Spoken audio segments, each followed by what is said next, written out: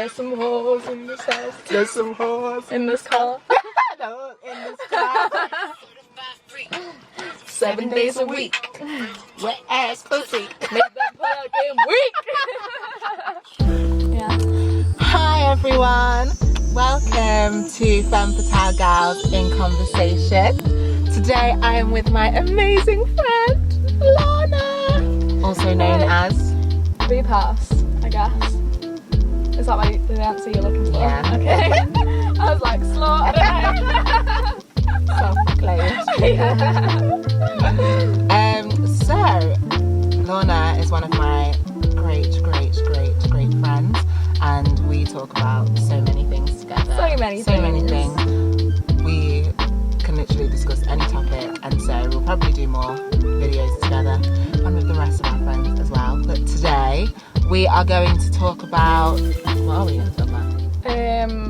Female sexual liberation, Yes. specifically in the music industry, I guess. Yes. Well, that's what we'll start with anyway. Yeah, and so this topic was inspired by the song WAP, also known as Wet Ass Pussy, by Cardi B and Megan Thee Stallion. And we have, like, in our friendship group, we have a bad bitch playlist. So when it came out, we were super excited because we were just like, oh, this song has to go on the playlist.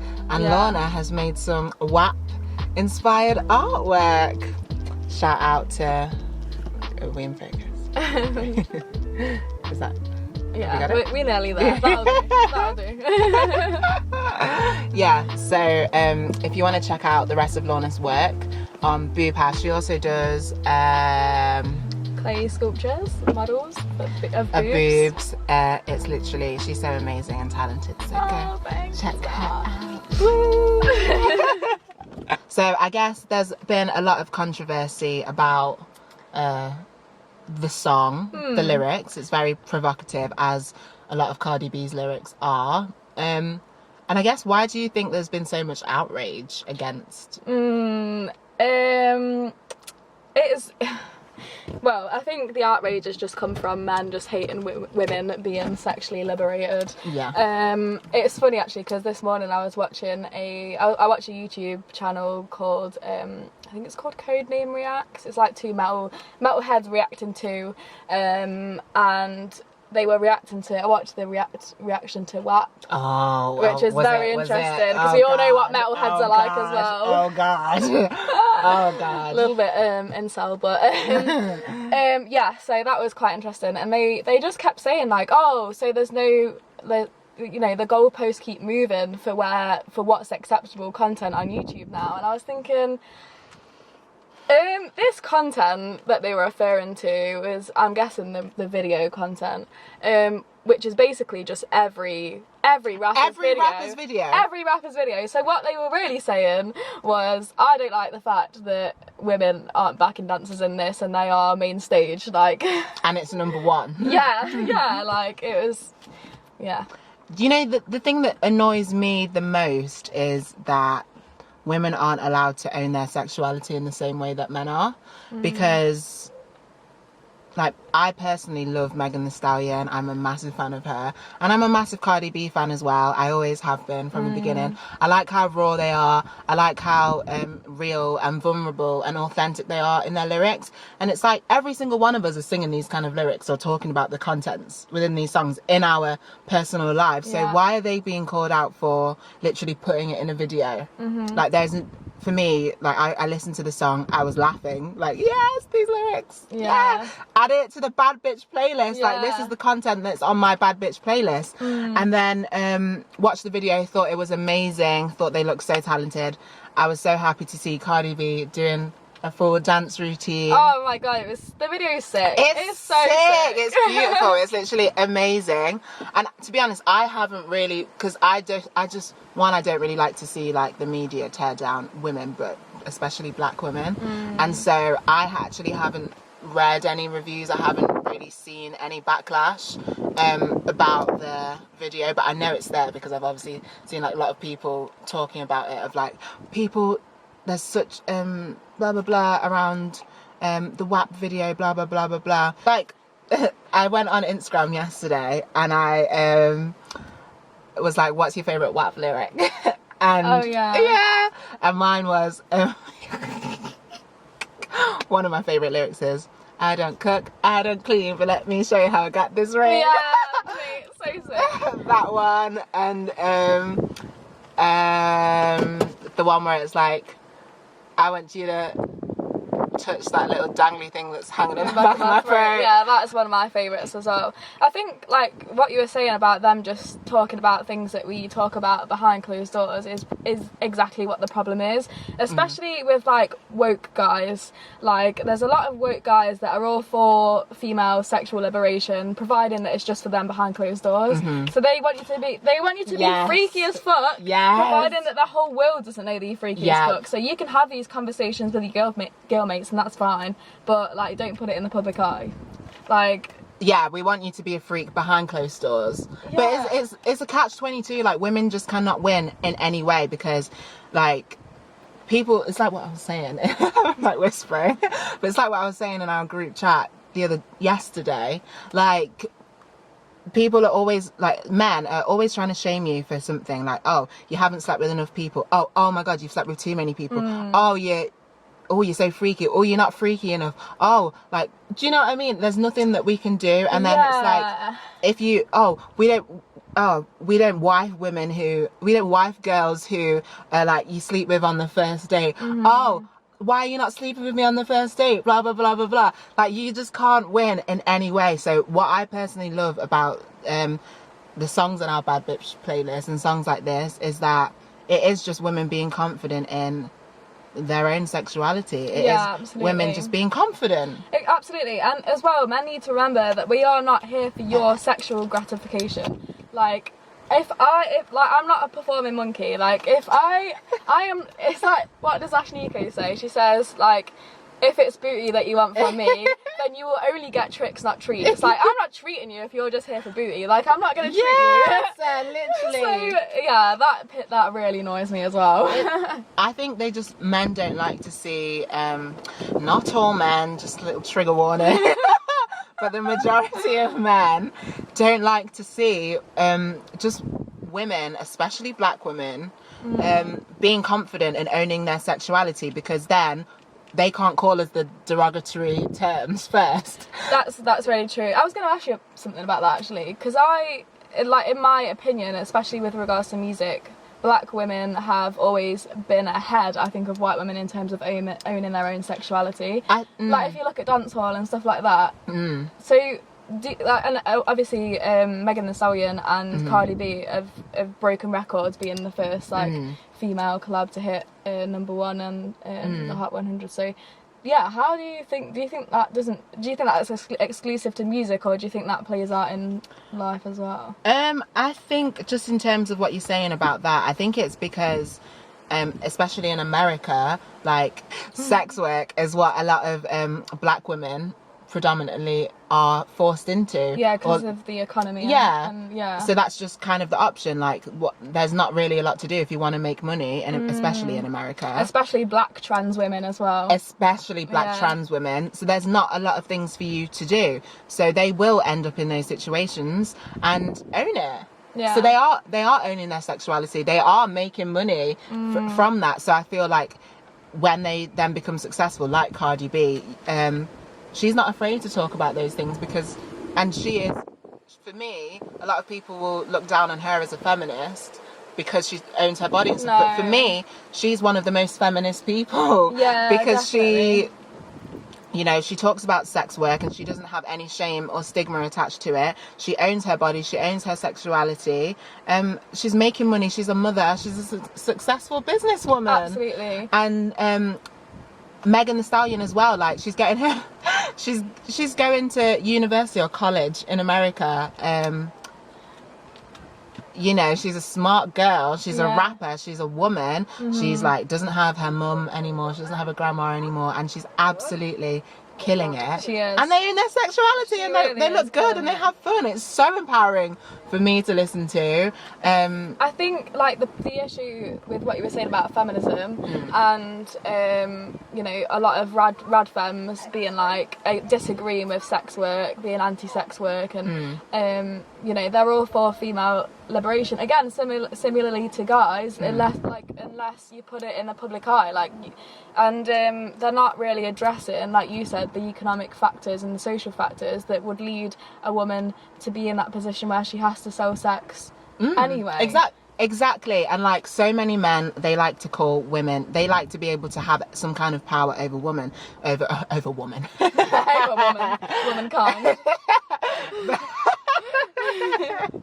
But if you're, so they like to slut shame. So if you're, they love to slut shame. So if you're already calling yourself a slut, if you're already saying, yeah, I like it when I like it when you touch this angry thing at the back of my throat. Like, I like to make money from you. I know I'm this. I know I'm that. It's like one of Megan's songs, Bitch. It's just like, I'd rather be a bitch, because that's what you can call me when I'm tripping anyway. Like, it's true. It's true. And so if the more women are owning their sexuality without shame, the less power men have over them then, especially for black women, to call us derogatory names or hoes or blah, blah, blah, blah, blah, for having sex with them. So I feel like that's why there's so much outrage, because it's like, they have made themselves look like this. They could, like, you know, even just in terms of like that kind of industry and porn and stuff, like calling black women ebony and stuff. Like, I've had so many derogatory racist things said to me through sexuality, and I just feel like the more that we own it and we're having fun with it, the less control they do have. And I think that's where a lot of the outrage does stem from. It is all about control, for sure. I think there is so many issues with how porn presents women. On that note, boycott Pornhub, everybody.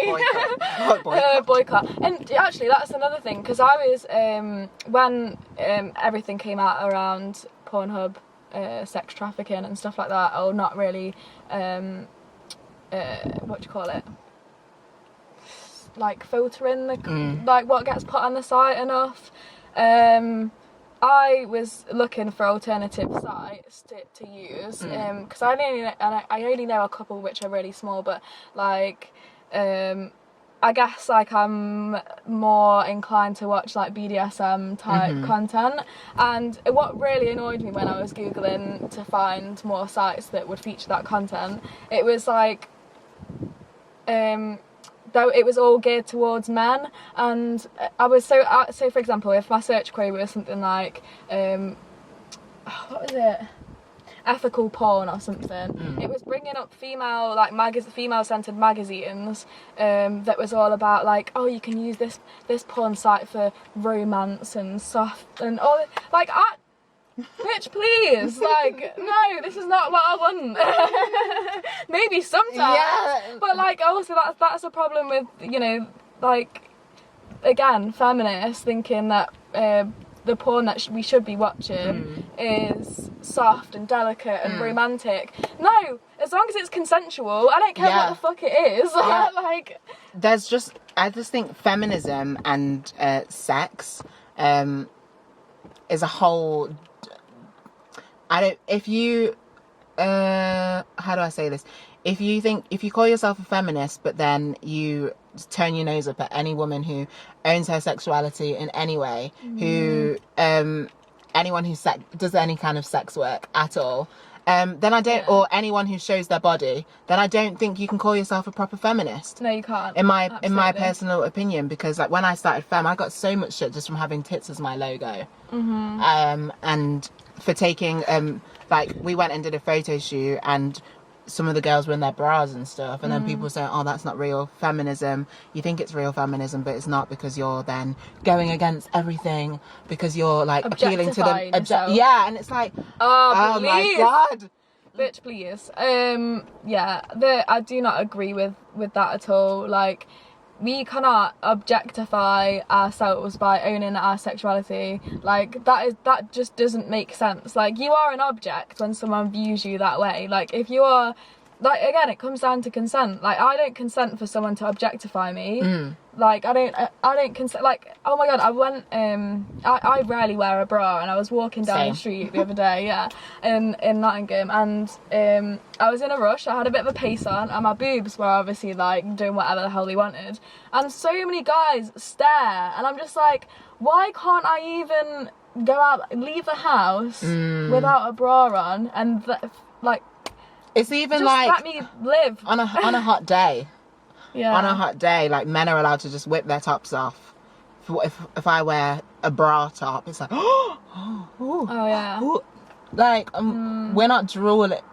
I just feel like there's just, it's really difficult for women. Like, it's really so difficult. You can't, I feel like people will view us, and like, or people do view us, and the way that we are in our lives is very, like, radical and very, like you talk about BDSM and stuff, and like all the things that we do and all the things that we like and how we express our opinions. People think they're radical opinions, but for me, it is the ultimate female empowerment to enjoy all the things we do just as much as a man can. Has the freedom to do so. It's all about freedom. It's all about freedom. That's all it is. Like, whatever it is you like, you don't have to enjoy the same things that Lorna and I like, or we can like different things. It's not about that. You may be completely modest. You may not like the song WAP. It may be too like out there for you, but shaming other women for doing that doesn't make them any less of a woman or any less empowered or any less of a feminist, because just like some men are more reserved, some women are more reserved, and just how some men are more out there with it.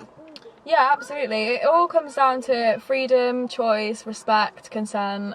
Like, I am not gonna sit here and say like, oh, if you don't like the WAP video as a female, then you aren't woke enough, or like you have internalized misogyny or any of that. Like, I completely respect women that don't even, you know, a lot of people are, and women included, are asexual and they're not interested in sex. That is absolutely fine. That is a choice that they are allowed to make. So it just all comes down to the choices that you want to make for yourself and your body. Then no one should be able to dictate to you what those choices are. Yeah. How did you get, now I'm going to ask you some more kind of questions about you. Okay. So how did you kind of, because you're one of the smartest people that I know. Oh, thanks. So smart. So how did you kind of, because, I'm sorry, I'm just going to big up my friend here. But you're woke in just every area of wokeness. Like, as a white woman, like, you are one of the most woke people in all areas of everything. And I'm just like, if Lorna can be like this, she sets the bar high. What is your excuse?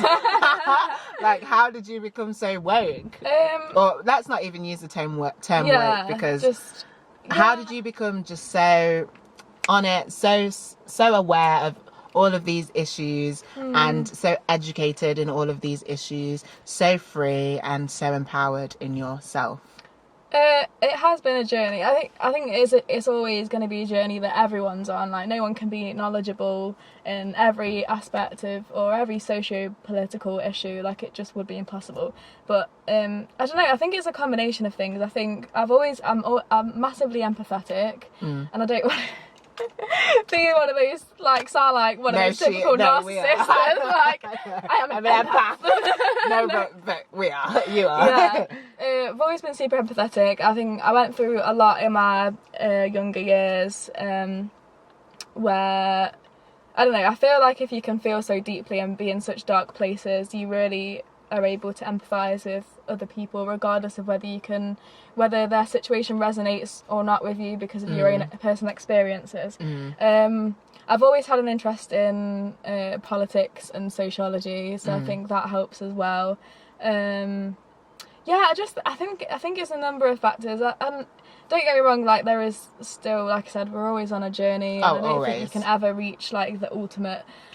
No, I don't think any of us are supposed to do that. Yeah, but as long as you're open to learning and educating yourself, because I think there is a balance of educating yourself and not turning away from issues that need your attention, and also looking after yourself as well. But I just think it's striking exactly the right balance so that you're not You're not turning a blind eye all the time, but you're also not, because I am guilty of trying to like absorb everything all the time. And that isn't helpful either. No, because then you're just literally looking at the world going, the world's shit! Yeah, like severe cases of existential dread throughout 2020, like definitely. Yeah. But yeah, like, I don't know. I think that summarises essentially, I think. How did you start Boob Haus?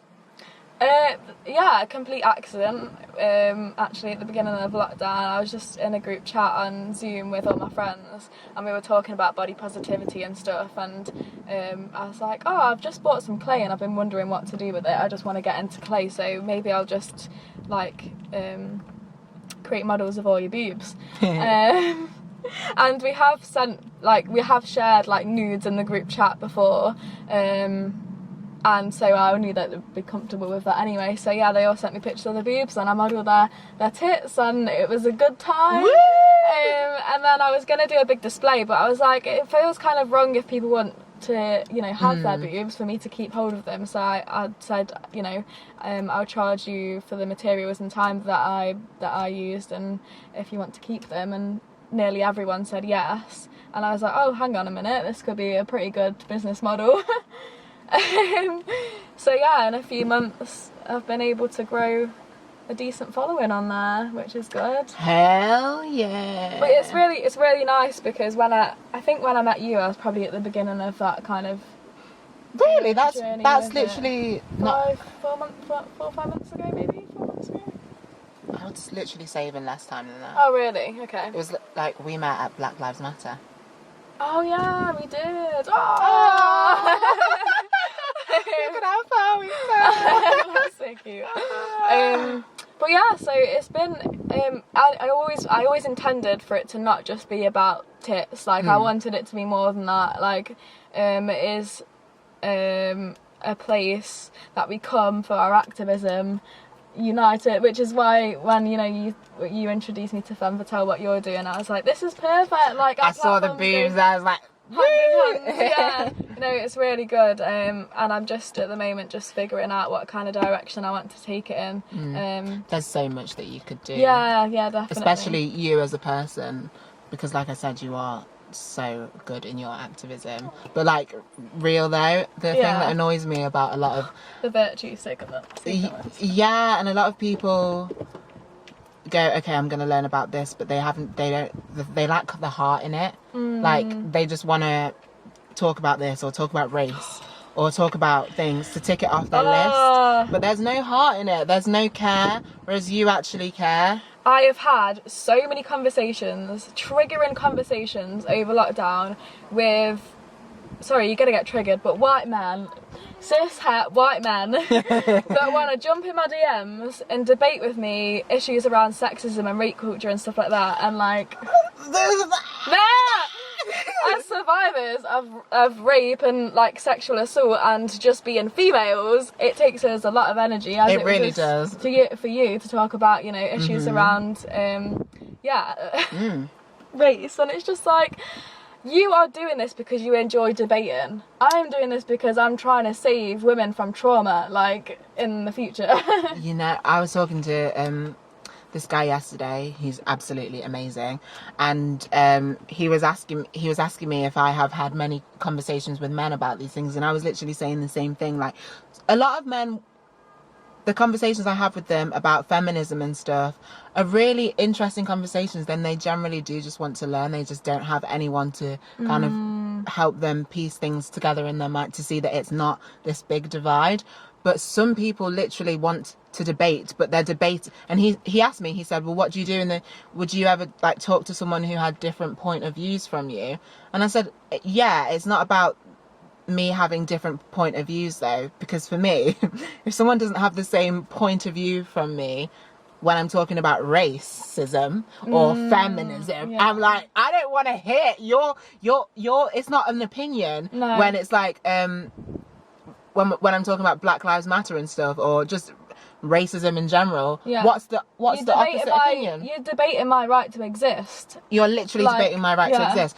Talking about women having rights, like, again, you're debating my right to exist and be a fulfilled, happy person. Yeah. So I'm just like, we're not like debating what's your favourite colour, what's the best food. Yeah, it's actually crazy, and it's the same. It's on a very similar subject of talking about politics as well. I struggle to engage in conversation with people who aren't left, like I do, because it's triggering. Like, it is triggering, it really because is. your fundamental values are a lot different from mine. You prioritise, which is probably, you know, financial gain, is a lot different from what I prioritise. And I went on Facebook yesterday. Facebook and Twitter, just not nice places to be. But yeah, and I saw a guy who, I thought I'd got rid of all the Tories, to be honest. But yeah, there was a guy who was talking about how you can't have a conversation with the left because they're so set in their ways and all this crap. So I commented on it saying basically what I just said. I think we find it difficult to have conversations with people who are more right-leaning because you prioritise and value different things and we prioritise human life. And I asked him, in addition to that, what he was being triggered, like what issues that he was seeing on Facebook that he thought, you know, shouldn't be being spoken about by the left, and tried to open up a conversation with him, and he shut me down straight away. He was like, "This is exactly what I mean," but didn't answer my question. So I was like, well, I'm just trying to have a conversation with you now about what issues you think shouldn't be being spoken about on Facebook, and you're just saying, "Oh, this is exactly what I mean," and not opening the conversation. So Lorna, just listening to you speak there, I think there are two different like motives for everything. Like, all the issues that we care about come from a place of love. Like, if you think about it, it's all based on people having basic human rights and living fairly and living equally and living happy, healthy existences. And then it's like everything else that like is fighting against that. It's true. And I feel like that's the main divide, whether it's in politics, whether it's in race, whether it's in like financial status and stuff. Like, any argument that we're kind of having with anyone else is people who are fighting against that, knowingly or unknowingly, consciously or unconsciously. Yeah. Because for me, it's like, we don't have to agree on anything. We don't have to agree on the same things. But we have the same core values. And the same goal as well. The same goal. We may have different ideas about how we achieve that goal. Exactly. But we ultimately want people to be able to live, like you said, happy and fulfilled lives. In whatever way that looks like. Whatever shape or form. But anything, it's just, I'm just tired of seeing hate on the internet. I'm tired of seeing hate towards women, especially. Oh, it's been gross recently. It's been disgusting. Yeah. It's literally been disgusting. I don't know if I'm seeing it more now for any specific kind of reason, but just like, I don't know, maybe it's the men that I've been dealing with. But... No, I think it is Rive. I think that's just what happens when you get trending topics such as WAP. Like, people want to pull in the opposite direction because men are seeing that they're losing some control and they want to, you know, pull back. Same with the BLM stuff. They're saying, like, white supremacists and racists, they're seeing that minorities are gaining some power back in numbers and in support. Oh, it's a bit loud, isn't it? It's windy. Yeah, they're gaining support and they're like, no, we can't have this. We can't have this. Let us, you know. Yeah, let's start pulling in the opposite direction again. So I think you do those voices are amplified. And I think also a lot of us during this time of quarantine and just this difficult year in general are growing. There's so much information that is in your face right now, and so there's not really any excuse to not learn. And we've been like naturally grabbing towards more like-minded people. Like, we've become friends, like really, really, really, really good friends in a very short amount of time, and we keep pulling in more people who have similar things to us. And so I feel like the more, maybe it is like we've always been surrounded by these kinds of people, but the more that we grow and have people around us who are like, yeah, that's my experience too, and actually it's really bad, And then we're going to these people who are in our lives and being like, stop it. Yeah. Stop it. And it's given me, I've gained a lot of confidence to start saying no to men in my life. Yeah. Same. And just to be more empowered, even in work, like I feel more empowered to not put up with any bullshit. Because I don't have to. Yeah. And it's funny because, like, even today and stuff, like, people will try and be like, Kaya, you need to not say that. Like, you can't say that to that person. You can't say that to this person. I'm like, why not? I'm not scared, though. Yeah. I'm not scared, though. And I've got more confident in speaking up about the things that are important to me, because the other, if you don't speak out, it's worse. Oh yeah. It's worse to be abused. It's worse to be walked all over. It's worse to be taken advantage of. It's worse to be raped. It's worse to be sexually assaulted. It's worse to have racism towards you. It's worse to be in these kind of toxic relationships. So I would rather speak out about it, because it's become less scary for me to just stand up and dead something off there than have to deal with the repercussions of it. It's so true. And you've got to think about, every time you do that as well, the amount of other people that you're going to help in that process. Because if a guy in the workplace has said something derogatory towards you, whether it's because you're black or female or whatever,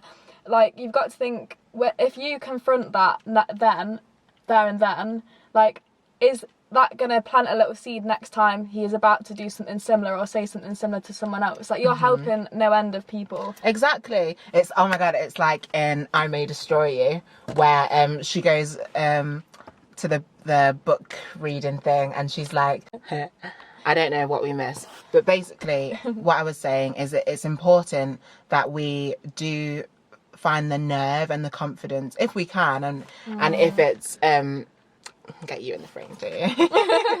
But if it's safe for us to do, and it's not going to jeopardize us too much, but it's important that we who feel able to do speak up and do fight for causes and do fight for injustice, because you are, like you said, we are helping people nip it in the bud as soon as possible, like in I May Destroy You, where Arabella stands up at her book reading thing and calls out that guy for being a rapist because he took off the condom. And what I was going to say is that she might have been seen as problematic for doing so, for causing a big scene, but I think you have to cause a big scene, and you have to be problematic to fuck up the system that doesn't work. No, absolutely. I think it's really difficult, because when you have been a victim of sexual trauma, it's already a lot for you to have to deal with by yourself anyway. You know that if you came out about it and named, started naming people, you're only gonna have an even longer journey for the most part. Exactly. And you are going to get called out, and you are going to have people calling you names, calling you a liar. You'll get bullied by, the rapist friends, by girls with extreme internalized misogyny that just want to... Don't even get me started on that. I've been in circles so many times with girls who have said, oh, have you heard so-and-so is called so-and-so out for being a rapist? And I've heard the dialogue that comes after that. Oh yeah, but she's a stripper, isn't she? Oh yeah, but she was on drugs, wasn't she? Oh, but she's a slag anyway. She sleeps with anyone anyway. Oh, I'm sorry, but God, I can't believe that we're still having the same conversation around consent. I really cannot. It's beyond me, and it's beyond me that on a day-to-day basis we're still experiencing these things. From men who are like, oh yeah, I'm a self-proclaimed, not even a feminist, so I care about women's rights, blah blah blah. I'm dead respectful, but I'm still going to try and have my way with you. I'm just like, yeah. I had exactly the same experience with a guy who, not too long ago, who was on all accounts seemingly pretty woke. We had some really good conversations, and I'd already been through my vetting process essentially. Is he a threat? Immediate threat? Anyway, so he ghosted me. That's something that I feel like is quite common. Team ghosted. amongst guys at the moment, particularly woke guys. Particularly manipulative. And he pops up to me 3 months after he ghosted me with a unsolicited dick video. Dick video, not even a dick pic, a dick video. You know, it actually upsets me because it's so disrespectful. It's so disrespectful. And I woke up to that, like, on a Tuesday morning.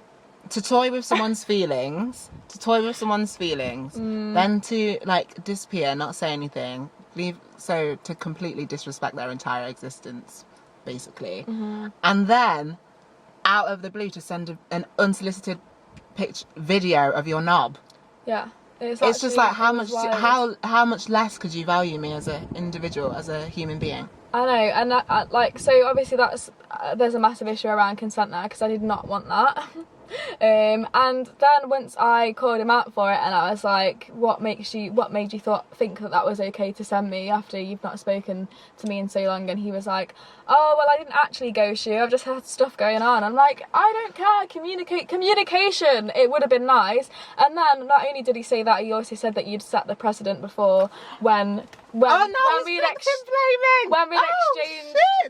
exchanged pictures before. And I'm like, that is not the... Read the context of the situation, hun. Just because you consented once doesn't mean you continue to consent forever. Exactly. And especially, have you had any communication off the person? It's like people in marriages, it's like, oh, they can't be raped. You can be raped by your partner. Yeah, like, absolutely. Let's not get it twisted. Yeah. People don't owe you jack shit. No one owes you anything. It's crazy, and I think, again, like, coming back to sex work, I think it's really important that all of us seek kind of guidance and information around consent off people who actually do it for a job. Like, sex workers are the most educated in consent. They are the most educated in consent. Yeah, that's so true. Actually, if you're saying that she's been raped, but actually she's a sex worker, well, she should know better than anyone else if she's been raped, because consent is massive in the sex industry. So... so yeah, we should all be getting guidance from sex workers. They are... I completely agree with you. Yeah. I completely agree with you. And we're all still learning. Like, it's crazy. Like, I'm 25, you're 22. We both have to navigate consent, like, still. Like, there's so many grey areas. It's like, if you've watched Am I Destroyed, there's so many, like, nuances and grey areas and things that you have to consider. For men as well. Gay men especially as well. Yeah, exactly. And it is a learning curve. Like, even experimenting in the bedroom, doing something that you've never done with your partner before. Like, it might be little to you. It's all about accountability, isn't it? Yeah, definitely. I think... But also with your accountability, then learning from your mistakes, because what I've started to realise is becoming a trend of, like, oh, I didn't know.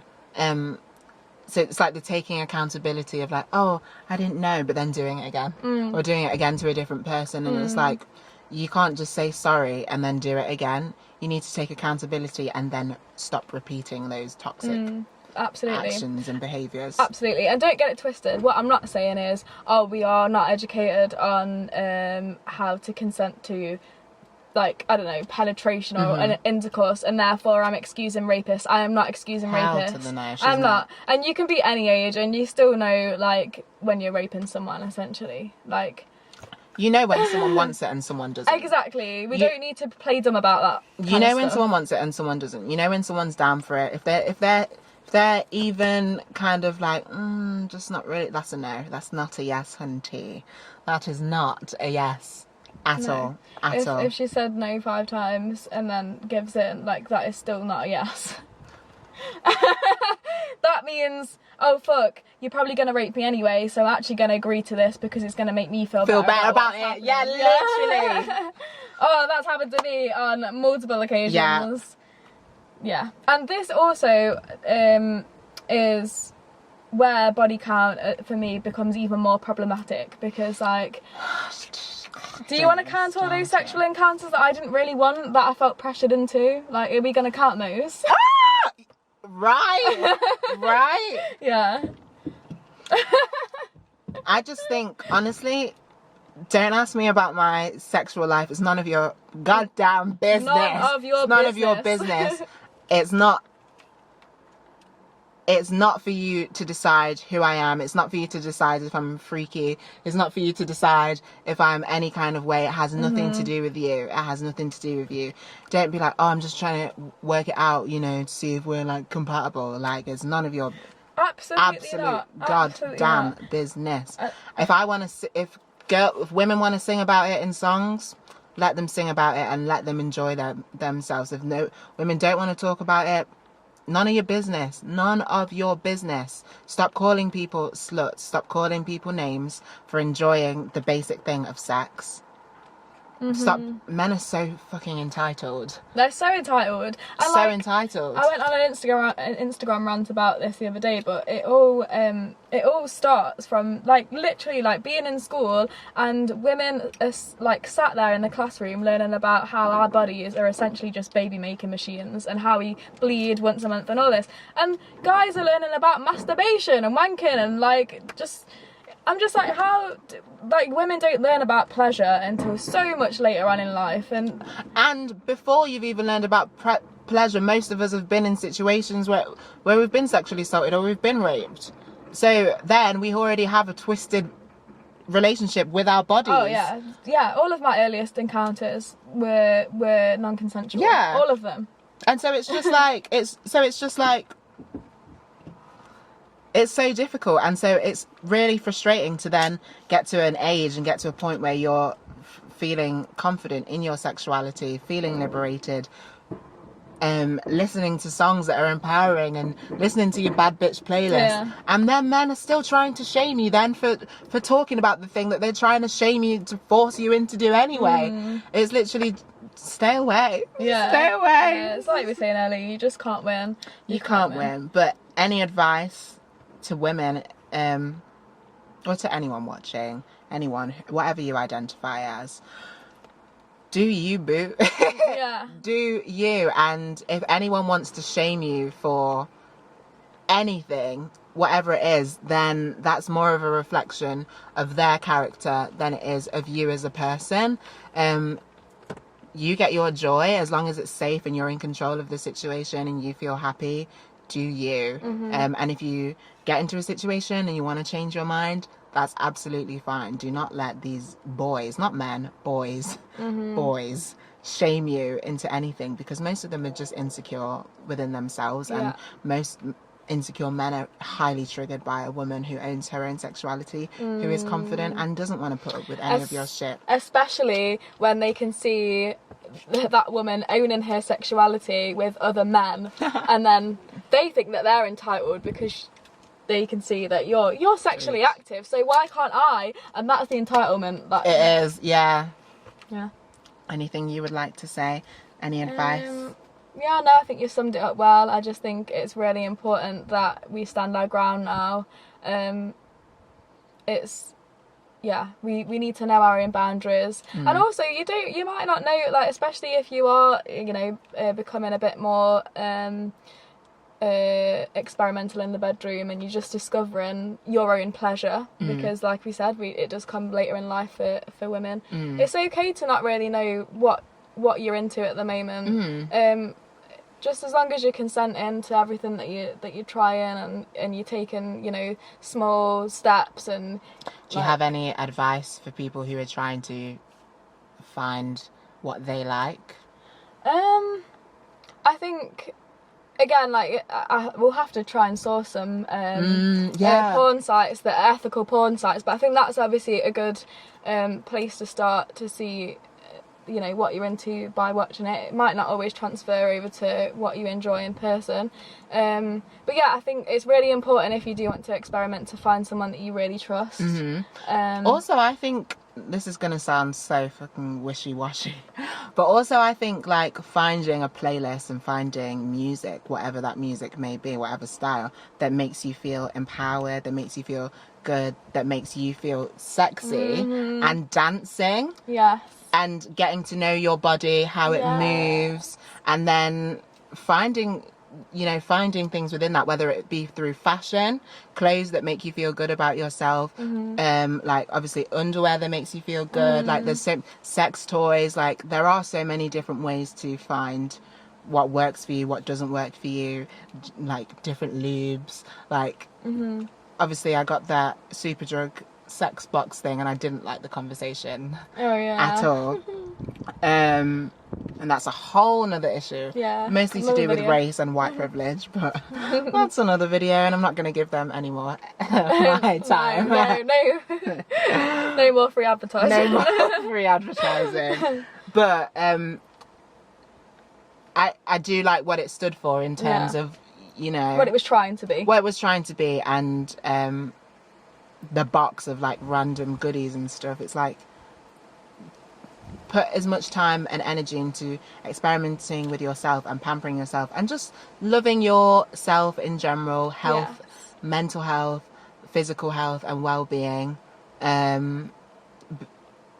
before we put all of our time into trying to please our sexual partners or trying to I don't know, I guess become the kind of cool, sexually liberated person that society wants us to be. You don't have to be cool or sexually liberated. No, you don't have to. You can literally, like you said, you can literally just do you. Like, do you, boo? Do you, boo? Like, do whatever feels right to you. And if that isn't having sex, do you, boo? Yeah, exactly. Just that's fine. And also, like, again, we can learn a lot from the sex industry and also the BDSM community, because there's a lot of asexual people in the BDSM community as well, and they don't have penetrative sex, but they still get gratification emotionally from things that they do. So it's I think there's loads of education on YouTube as well. So if people wanted to have a look, we can do some links on our Instas. I've got stuff, some good links. So yeah. Cool. Well, thanks for watching, everyone. We've been a bit all over the place on that topic. We can literally talk about everything, and we probably will for the rest of the day. But we will definitely have to make another video with our fantastic friends as well, because they have so much more to say. Yeah, group one, group chat. Please check out Lorna on everything, because she's killing it. She's gonna change the world, and she's the most. If you're looking for anyone to be like, in terms of not on the aesthetic part, but on the inside part, it's this girl right here. Oh, thanks, I appreciate that.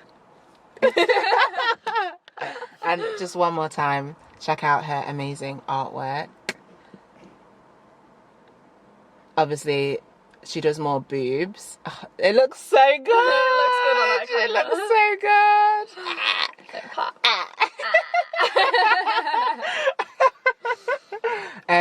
Obviously she does more.